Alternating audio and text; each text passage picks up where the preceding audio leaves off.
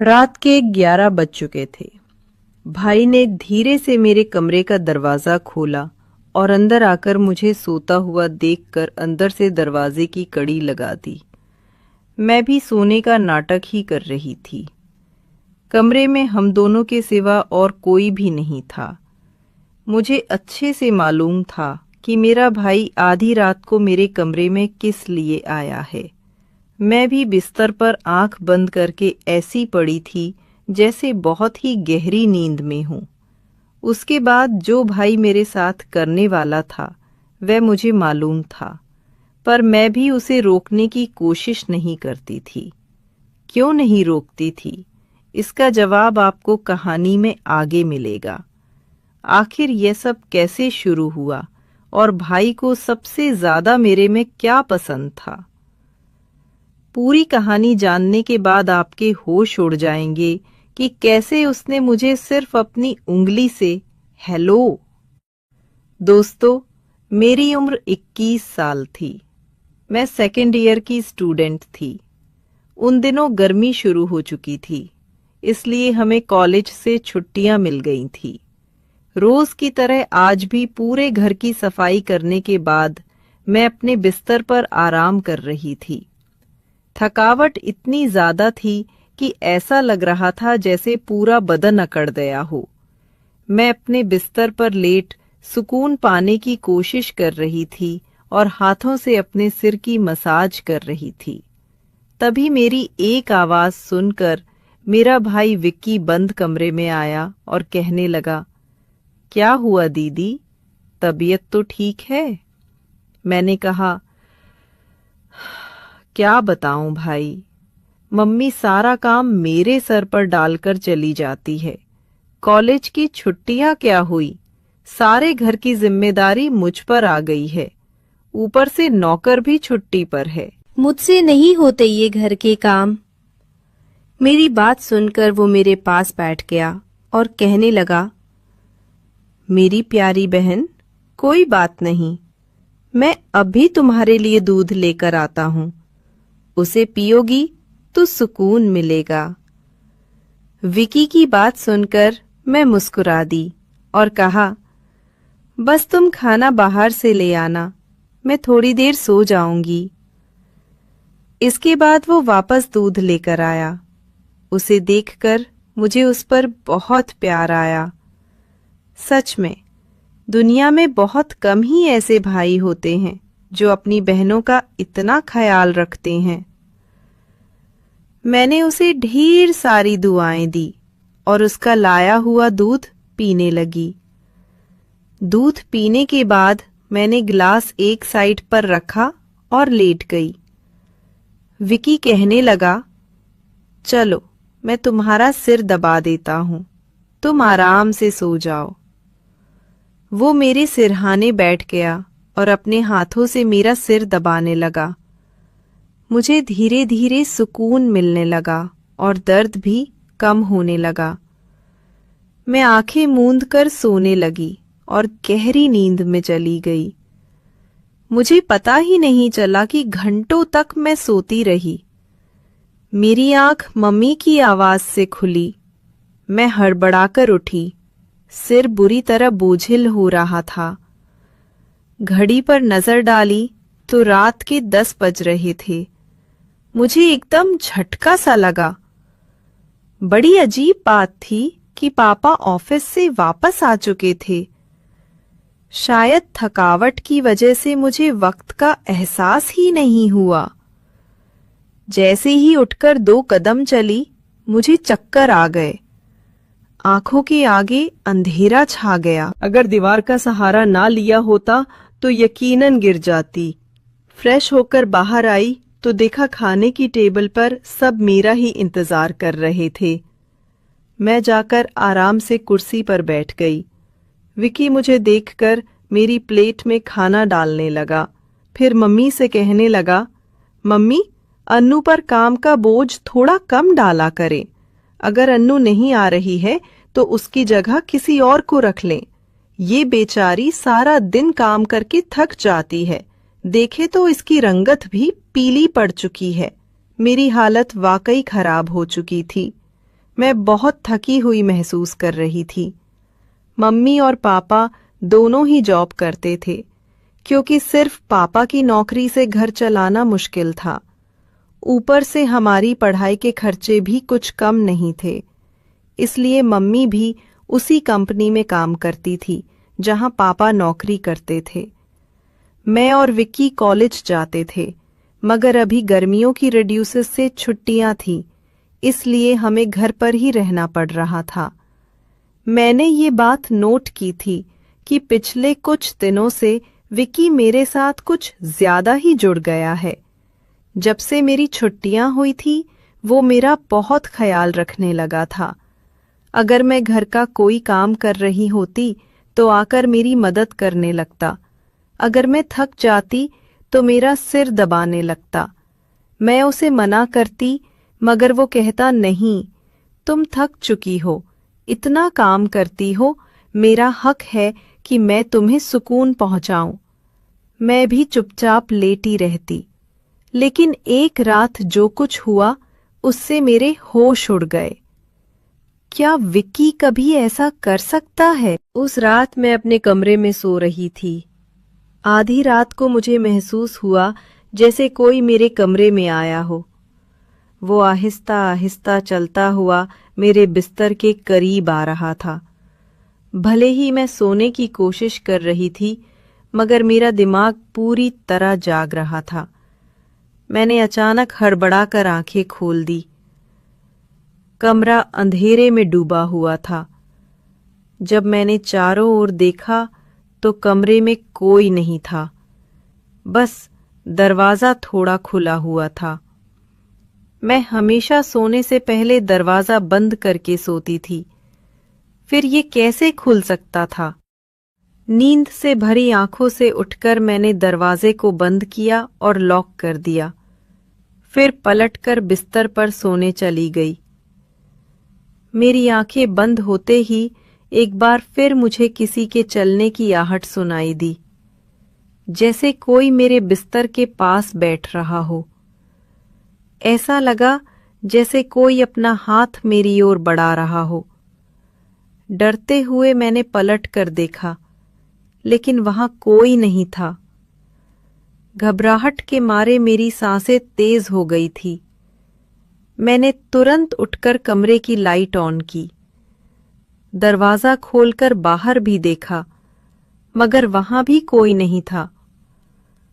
आज से पहले ऐसा कभी नहीं हुआ था जो अब हो रहा था। मुझे प्यास लगी तो मैं कमरे का दरवाजा खोलकर बाहर निकली। उसी वक्त विक्की भी अपने कमरे से बाहर निकला। मुझे देखकर उसने पूछा, क्या बात है, आप अभी तक जाग रही हैं? मैंने जवाब दिया, कुछ नहीं, बस ऐसा महसूस हुआ जैसे कमरे में कोई मौजूद हो। पानी पीकर मैं दोबारा कमरे में आ गई और पीछे पीछे विक्की भी आ गया। उसने कहा, आपको डरने की जरूरत नहीं है। अगर आपको डर लग रहा है तो मैं आपके पास सो जाता हूं। मैंने उसे मना करते हुए कहा, नहीं, तुम्हें अपनी नींद खराब करने की जरूरत नहीं है, तुम अपने कमरे में जाकर सो जाओ।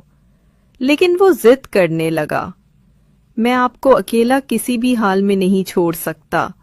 आपकी तबीयत खराब हो सकती है, मैं आपको तकलीफ में नहीं देख सकता। आप सो जाएं, मैं यहीं सो जाता हूं। आखिरकार मैं बेड पर जाकर सो गई। उसने तकिया उठाया और सोफे पर रखकर वहीं सो गया। उस रात मुझे ऐसा महसूस हुआ जैसे कोई मेरे सिरहाने बैठकर मुझे बहुत देर तक देखता रहा हो। उसने मेरे बालों को सहलाया, मेरे चेहरे पर उंगलियां फेरी और मैं सुकून से सोती रही। ये सब मुझे एक सपने जैसा लग रहा था। अगली सुबह जब मैं उठी तो मेरा मूड बड़ा अजीब था, लेकिन जब मैंने अपने भाई पर गौर किया तो मैं हैरान रह गई। शुक्र था कि मैंने अपने आप को दुपट्टे से ढक रखा था। मुझे हैरत हुई, क्योंकि आज से पहले मैं कभी इस तरह इतनी गहरी नींद में नहीं सोई थी। आज मैं थोड़ी खुश भी महसूस कर रही थी। लेकिन इसकी वजह समझ नहीं आ रही थी। मैंने उससे पूछा तो उसने कहा, मैं तो रोज ही इतना खुश होता हूँ। जिसे आप जैसी बहन मिल जाए वो क्यों ना खुश हो। घर के सारे काम निपटाकर जब मैं बैठी तो विकी तेल लेकर मेरे पास आ गया। कहने लगा, अनु दीदी, अपने बाल खोल लीजिए, मैं आपके सिर में मसाज कर देता हूँ। मुझे उसकी हरकतें अजीब लगने लगी।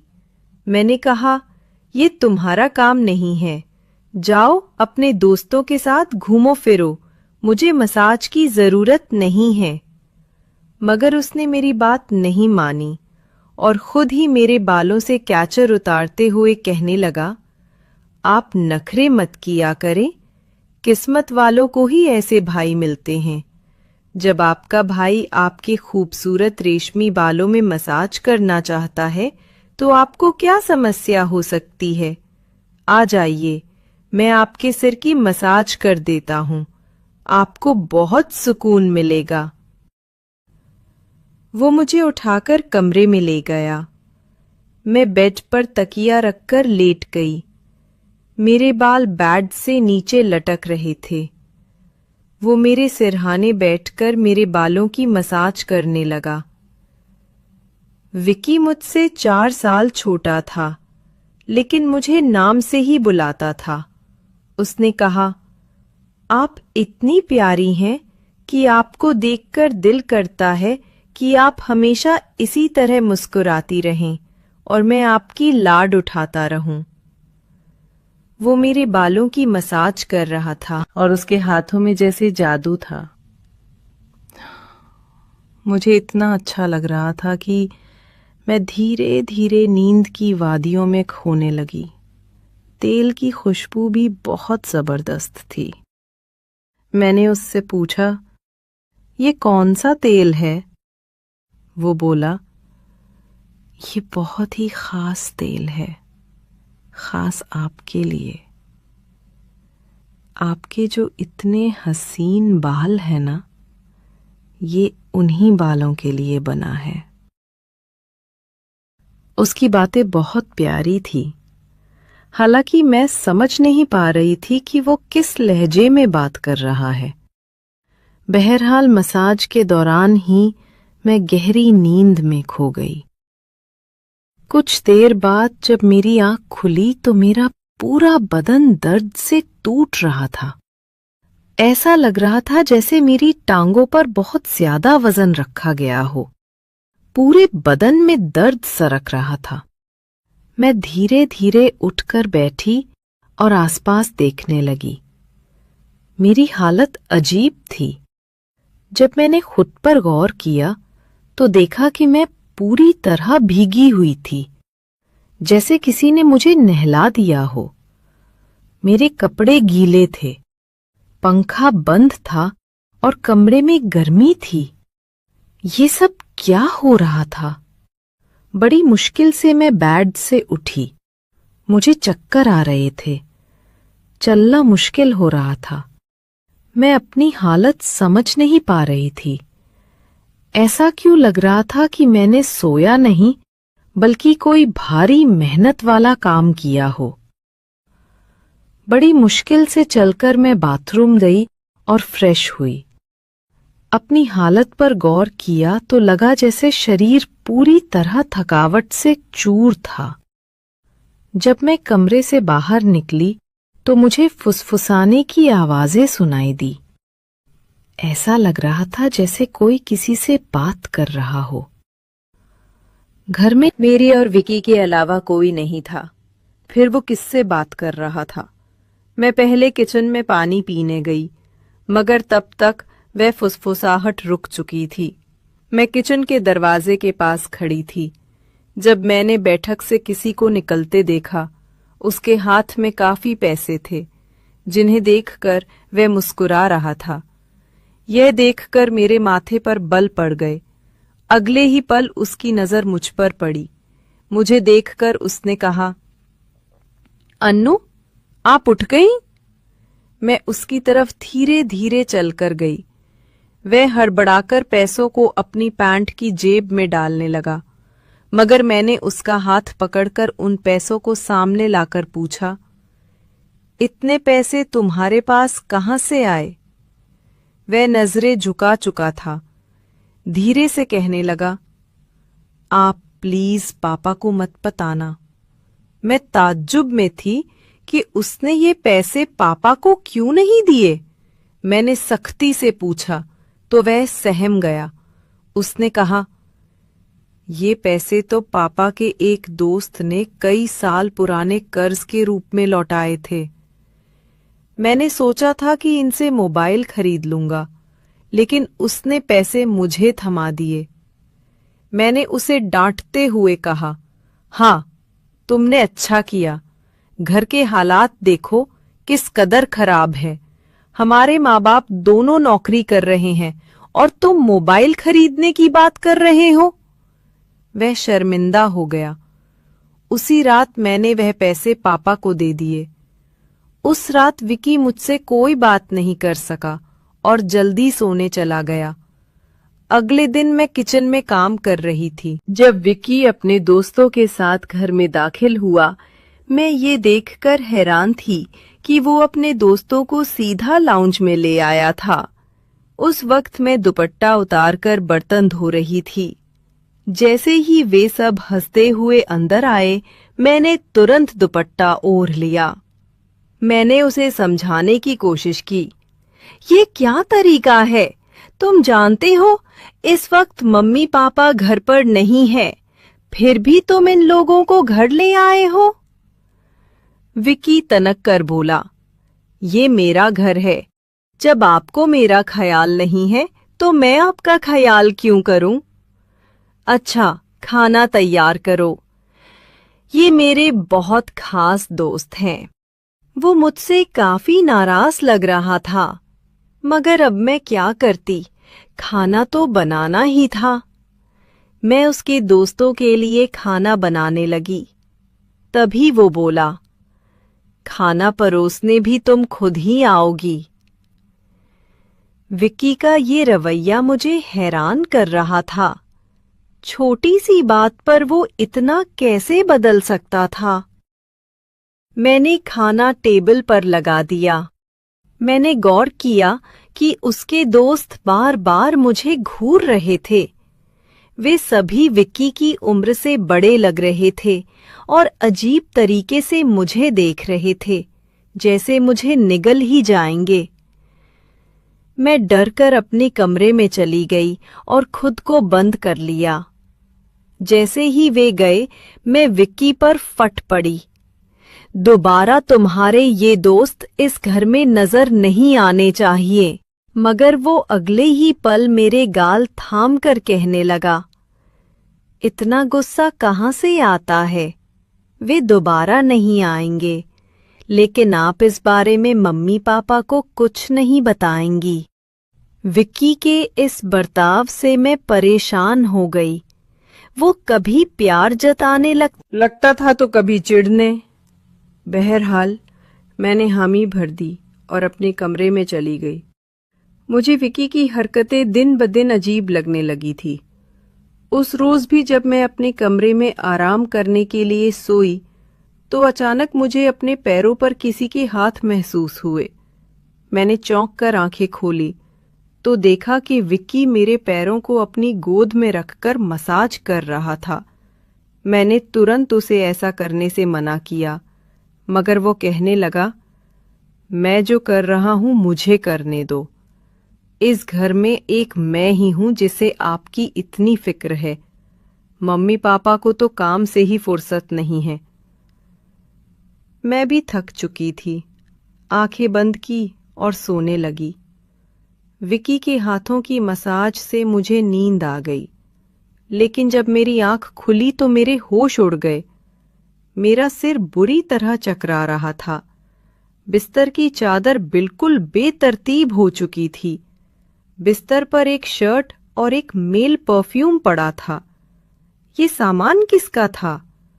मैं कुछ बोल नहीं सकी। मेरे सिर में इतनी तेज दर्द था कि मैं फिर से बिस्तर पर गिर गई। ऐसा लग रहा था जैसे किसी ने मुझे बेहोशी की दवा पिला दी हो। पास में फुसफुसाने की आवाजें आ रही थी, मगर कौन बोल रहा था ये मैं पहचान नहीं सकी। मुझे सिर्फ विकी की आवाज सुनाई दे रही थी। ऐसा लग रहा था जैसे वो मेरे कमरे में मौजूद हो और मुझे उठाने की कोशिश कर रहा हो। कुछ देर बाद जब मेरी आंख खुली तो सारा दृश्य मेरी नजरों के सामने घूमने लगा। मैंने सबसे पहले बेड की तरफ देखा, जहां पहले शर्ट और परफ्यूम पड़े थे, मगर अब वहां कुछ भी नहीं था। आज फिर मेरी हालत बहुत अजीब थी। मैं कोई बच्ची नहीं थी जो ये सब कुछ समझ ना पाती। घर में मेरे और विकी के अलावा और कोई नहीं था। फिर मेरे सोने के बाद ऐसा क्या होता था कि मेरा पूरा शरीर पानी से नहला दिया गया हो। सिर्फ इतना ही नहीं, मेरा शरीर दर्द से चूर था और रंगत भी बिल्कुल पीली पड़ चुकी थी। दिन ब दिन विकी मेरे करीब आने की कोशिश कर रहा था, मगर मैं हर बार कोई ना कोई बहाना बनाकर अपने कमरे में चली जाती थी। मेरे दिमाग में अजीब अजीब से विचार आने लगे थे। तबीयत भी काफी खराब रहने लगी थी। मेरी हालत देखकर माँ भी परेशान हो गई। उन्होंने कहा कि वो अगले दिन ऑफिस से छुट्टी लेकर मुझे डॉक्टर के पास ले जाएंगी, ताकि पता चल सके कि मुझे क्या समस्या है। उस रात मैं बार बार उठ रही थी और ठीक से सो नहीं पाई। अगले दिन मेरे माता पिता हमेशा की तरह अपने काम पर चले गए। मुझे लगा शायद उन्हें मेरी परवाह नहीं थी। आखिरकार मैं खुद ही डॉक्टर के पास गई। वहां अल्ट्रासाउंड से पता चला कि मैं गर्भवती हूं। ये सुनकर मेरे होश उड़ गए। आखिर ये सब मेरे साथ कौन कर सकता था?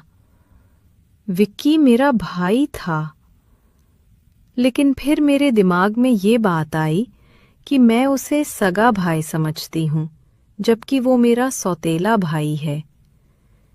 विक्की मेरी माँ की दूसरी शादी से था, जबकि मैं उनकी पहली शादी की औलाद थी। इस तरह की बातें मुझे गलत सोचने पर मजबूर कर रही थी। मुझे समझ नहीं आ रहा था कि ये बात मैं अपने माता पिता को कैसे बताऊं। विकी जब भी मेरे पास बैठता तो कभी मेरा हाथ पकड़ता तो कभी मेरे गाल खींचने लगता। मैं पहले इन बातों को हल्के में लेती थी, मगर अब सब कुछ अलग नजर आ रहा था। एक दिन मैं अस्पताल गई और अबॉर्शन से पहले डॉक्टर से कहा कि इस बच्चे का डीएनए टेस्ट किया जाए। डॉक्टर ने रिपोर्ट दी और जब मैंने उसे देखा तो मेरी सांसें थम गई। जो मैं सोच रही थी वैसा कुछ भी नहीं था। बच्चा विक्की का नहीं था, लेकिन फिर सवाल उठा, ये किसका था? मैंने इस गुत्थी को सुलझाने के लिए अपने कमरे में मोबाइल का कैमरा फिट कर दिया। मुझे सच जानना था। कुछ दिनों बाद जब माँ पापा घर पर नहीं थे, विक्की फिर मेरे पास आया। उसने मेरे सिर की मालिश शुरू कर दी। मैंने बहुत कोशिश की कि मैं ना सोऊं, मगर तेल में शायद कोई बेहोशी की दवा मिलाई गई थी। जैसे ही मैं तो चलो हम देखते हैं कि हम चेस को जीत पाते हैं या नहीं। और देखिए, और हम सोचेंगे कि बहुत जल्दी से जल्दी ये गेम ख़त्म हो, जितना जल्दी हम कर सकते हैं। ठीक है, तो हमें देखना है कि हम कितना जल्दी गेम को ओवर कर सकते हैं। एंड लो, मारा गया घोड़ा।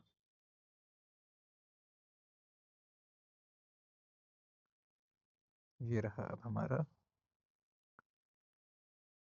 घोड़ा।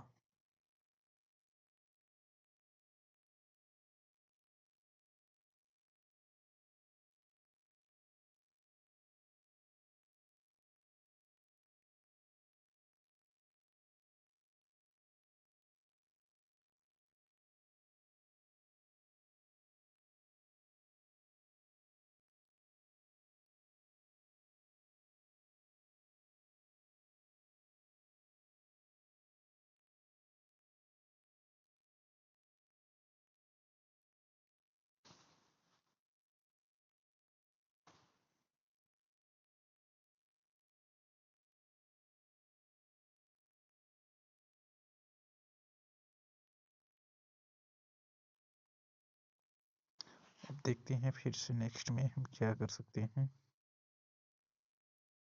खैर अभी हम दोनों का असली खिलाड़ी ये वजीर बाजार का है। ठीक है, तो असली खेल यहीं से शुरू होगा हम लोगों का। तो कहीं ना कहीं हमें अपना मेन हथियार तो निकालना ही पड़ेगा।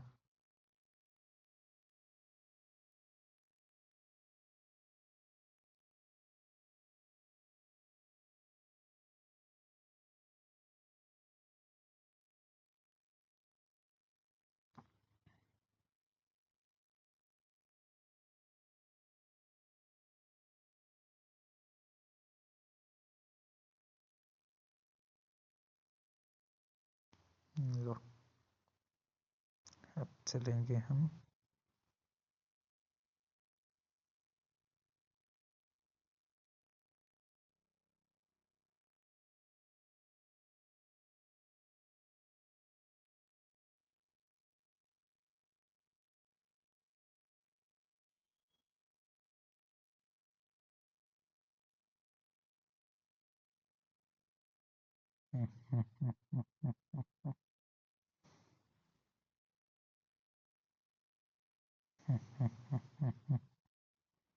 क्या लगता है कि जीत जाओगे क्या?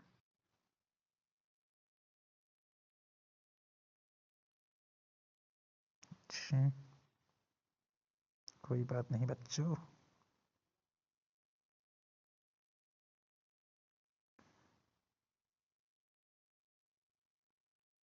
वे खिलाड़ी हैं।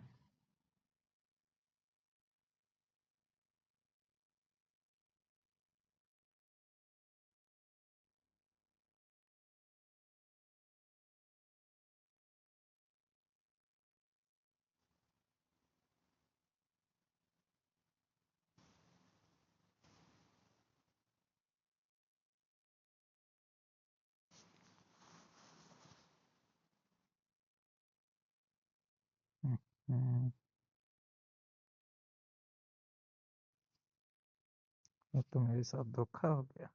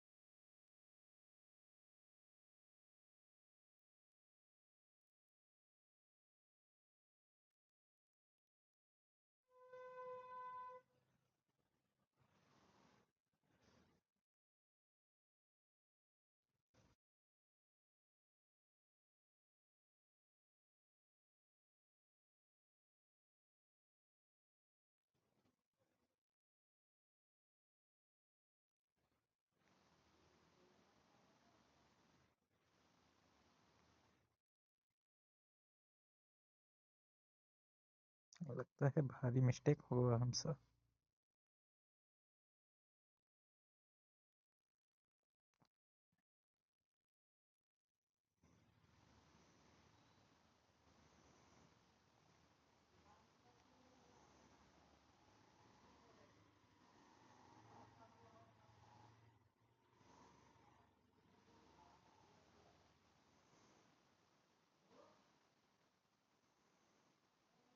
हम्म, चलो फिर से हम स्टार्ट करते हैं और देखते हैं कि कितना हम स्मूथली देख सकते हैं इसको, और कितना फास्ट हम इस गेम को फिर से ओवर कर सकते हैं। हालांकि ये हमने गेम 5 मिनट में ही खेला था, लेकिन अब हम कोशिश करेंगे कि ये गेम थोड़ा और लंबा चले। ठीक है,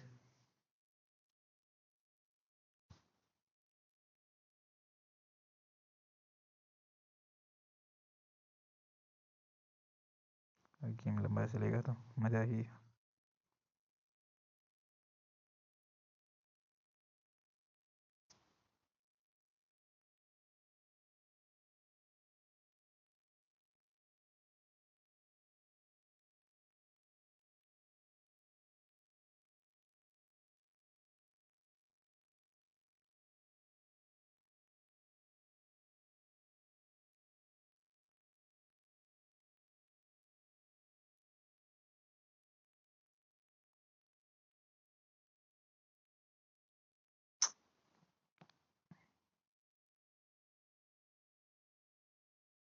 नहीं, हम नहीं मारेंगे तुमको।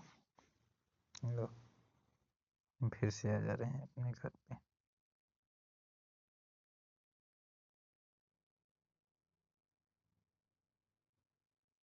नहीं, ये तो चीटिंग है। लो।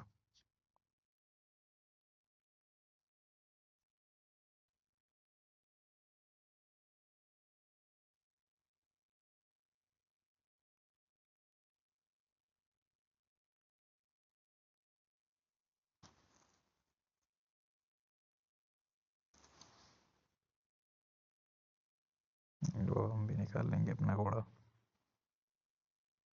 तो मार दिए हमको।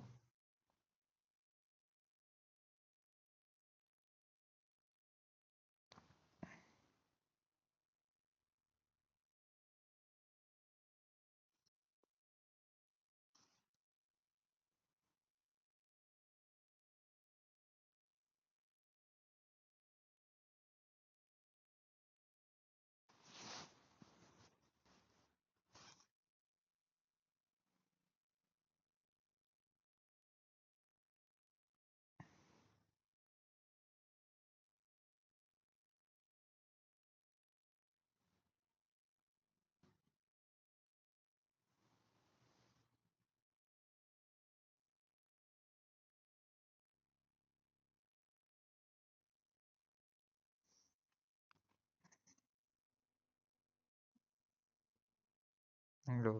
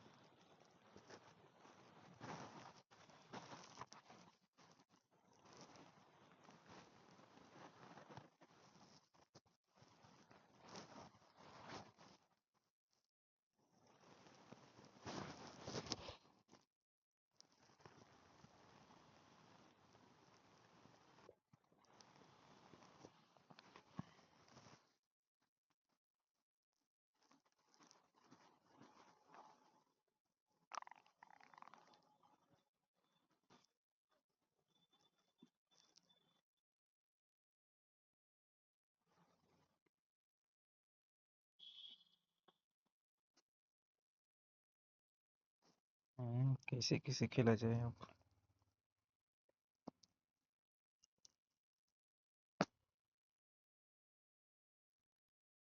लो।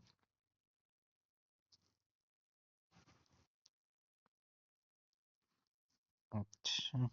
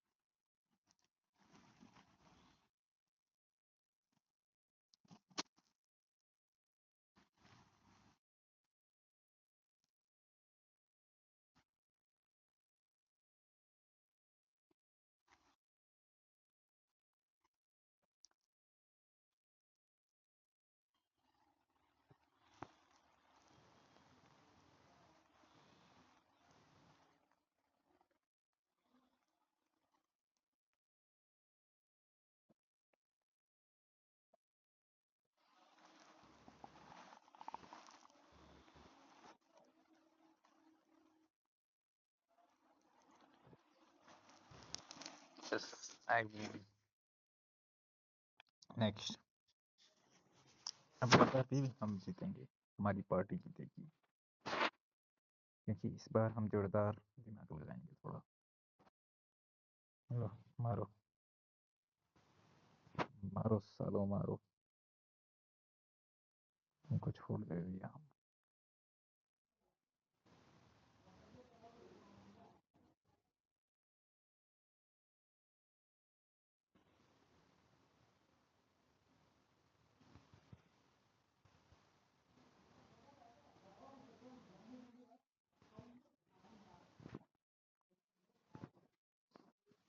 हम लोग। देखा, बिना कुछ।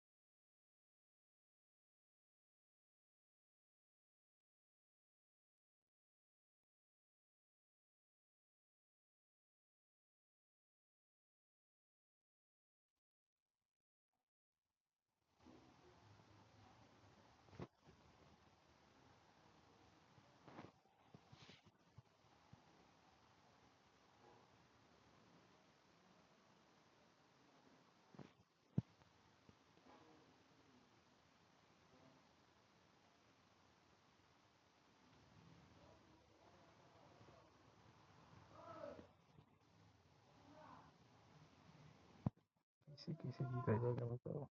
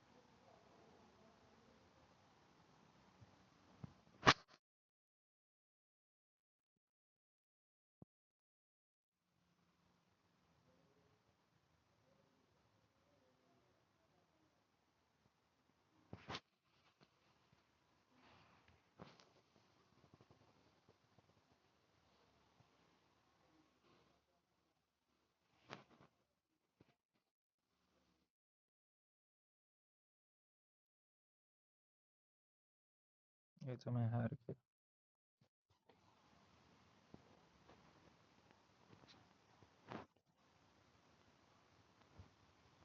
एक बार फिर से ट्राई करते हैं, देखते हैं कितना हमारा सिस्टम चलता है।